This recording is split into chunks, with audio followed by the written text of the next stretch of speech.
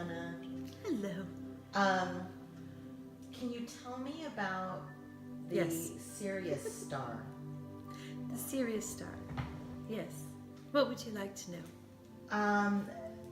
I believe I made some sort of connection to that particular star, but I don't understand why. So is there a message from Yes. them? There is much knowledge on Sirius.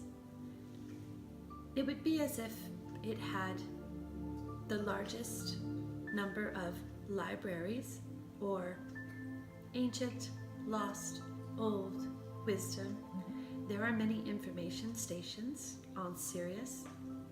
It is known among all beings that if you would like to obtain information about many of the galactic races, history, Leah, you may go to Sirius and access this knowledge.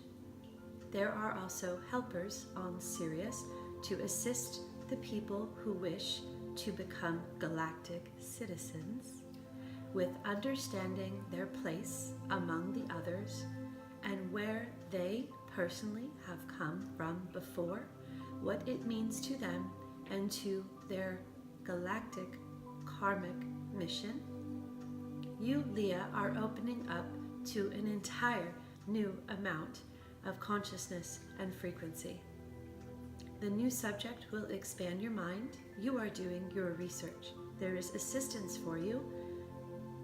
While you may not resonate with being from Sirius, not everyone does, but we hang out there a lot.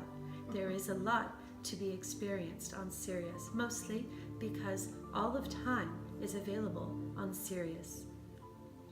There are religions in this construct, matrix, earth, frequency, yes, that have important place on genealogy and history.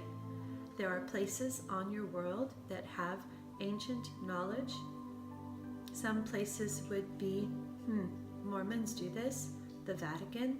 There are museums and libraries that are very much larger than the others. Information is stored database in books or disk or whatever it may be.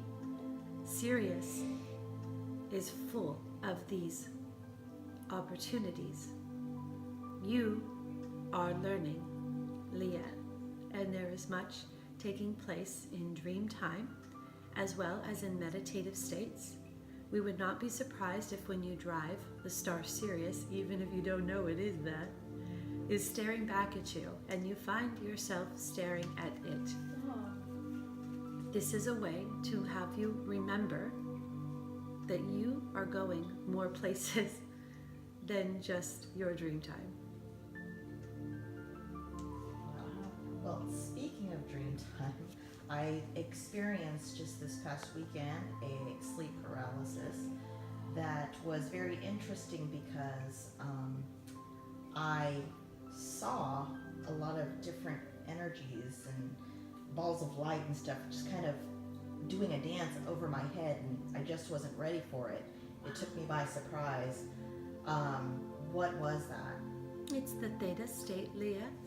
Theta state is when you are both aware and conscious on an alpha and a delta level.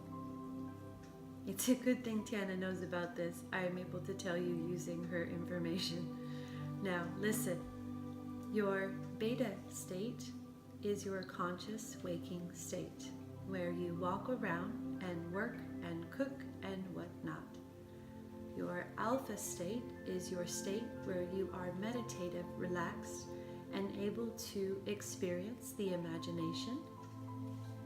There is also a state called delta where you are sleeping and the body is at rest. Theta is a go-between the alpha and the delta.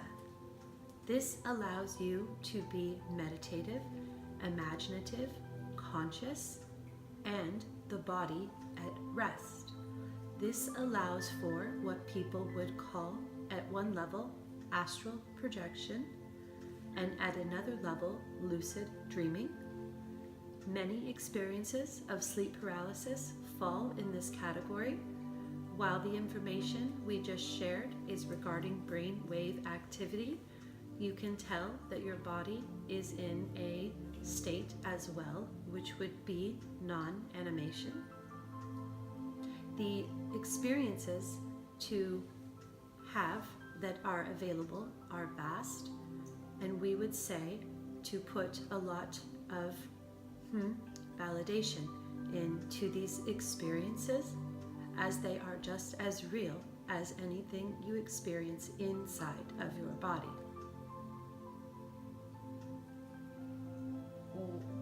What were the energies that were floating over my head? It was like they were trying to get in, but I wasn't ready for it. Was that my imagination? No. There is no such thing as imagination versus real. Real versus imagination is saying that one is absolute and the other is non-existent. It cannot be placed in that box. There are different levels of real, just as there is red, blue, purple, green, yellow, and so on and so forth. There is not two ends of the spectrum. It is not that linear. The energies above your head and at the right side of you and at the foot are also energetic beings similar to you. As you are in your theta, astral, lucid state, you are too an energetic being sharing space with those who have a frequency of your own energetic being outside of your body. This includes extraterrestrials. This includes things you would call fairies or in the elemental realm. The thing to understand about orbs is that orbs is a vehicle, not a being. Orbs allow people and energies and ETs and pretty much anything take an energetic form. The best capacity for it to fill the most energy efficient means is an orb. Orbs can be driven by different kinds of energies. Do you have anything in particular that you saw that you would like to ask about? No, it was those energies, those orbs were very prominent. I mean, they even had a little tail, and I mean, and they were moving fast, and there were a lot of them. They were just moving really fast over my head, and it was like they were trying to get in, but I wasn't ready for them. Leah, do you remember the conversation you had with Tana and Yvonne with the piece of paper and the circle dipping into the piece of paper? Yes. Now, what to understand about orbs is when you take the circle and you dip it into the paper, only a little bit is exposed onto the paper. Mm-hmm. Remember? Mm-hmm. When you put it from a 5D into a 3D, it doesn't look like a piece of a circle. It looks like an orb. Anything that interacts with the third dimension that is not of the third dimension and only places part of itself in the third dimension, say a fractal of the actual whole, will manifest as a being, as an orb, and even have consciousness within itself as it experiences the 3D in whatever form it has interacted with the 3D realm.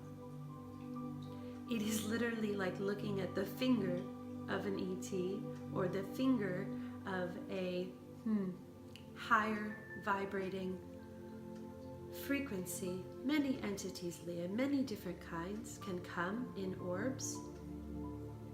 Orbs are just an energy manifestation of something interacting in the third dimension that is not from the third dimension, but takes that form when it is there. How can I answer this more clearly for you? I think you've cleared it up. Thank you very much. Leah, you have many protectors around you. You also have curious beings around you, and you also have family members around you.